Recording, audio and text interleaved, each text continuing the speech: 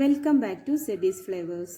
ചില കൂൾ ബാറുകളിലൊക്കെ special lime ആയിട്ട് അവർ കൊടുക്കാറുള്ള ഒരു ലൈം ജ്യൂസ് ആണ് ഇന്ന് ഞാൻ തയ്യാറാക്കുന്നത്, പിങ്ക് ലൈം. ഈ ലൈമിന് പിങ്ക് കളർ കിട്ടാൻ വേണ്ടിയിട്ട് കറുത്ത ജ്യൂസ് മുന്തിരിയാണ് ഞാൻ എടുത്തിട്ടുള്ളത്. 6 മുന്തിരി, 6 ടേബിൾ സ്പൂൺ പഞ്ചസാര, ഒരു നാരങ്ങയുടെ നീര്, ഒരു പിഞ്ച് ഉപ്പ്. ഇവയെല്ലാം തന്നെ ഒരു മിക്സിയുടെ ജാറിലേക്കിട്ട് കുറച്ച് വെള്ളം ഒഴിച്ച് ഒന്ന് അടിച്ചെടുക്കണം.